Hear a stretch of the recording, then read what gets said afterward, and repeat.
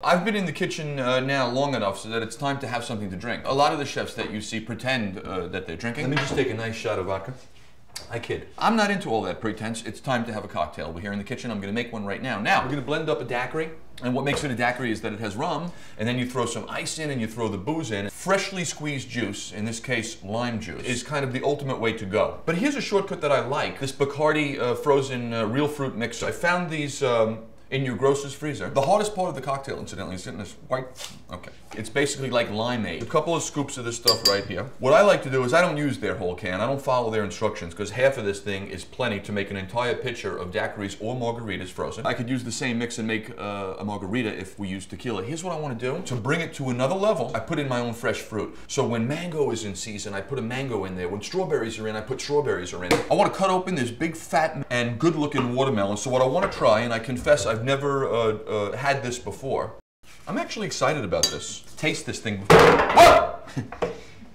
You want to be careful with a big fat melon and a knife in your hand. That's a big loss right there. The sweetness of the melon is out. I smell it. I like it. And this is a seedless watermelon. You don't want to have seeds in your drink. If you don't buy seedless, is to just take the seeds out before you go ahead and do what I've done here. Okay, so I'm going to fill it all the way to the top with ice. So I'm going to cram in as much ice as I can. And the rum would be right here. The way this thing is supposed to work is if you use the whole can, they say then you use the whole can worth of booze. I'm saying use a half a can of this frozen stuff and still use the whole can of booze. Let's see, how much is that whole can? I would say that's about a quarter of the can. There's like a half of the can, 3/4 of the can. That's a can right there. Why don't I just do a shot of booze and have a little hit of watermelon on the side? Who needs to go through all this blending bullshit?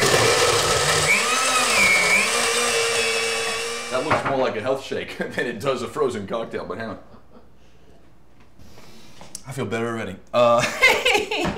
Look at it, it's all pink and red, and you know what? It's filled with rum, it's good. Why don't you serve it like that to all your lady friends? Not a health shake by any means, but a mental health shake.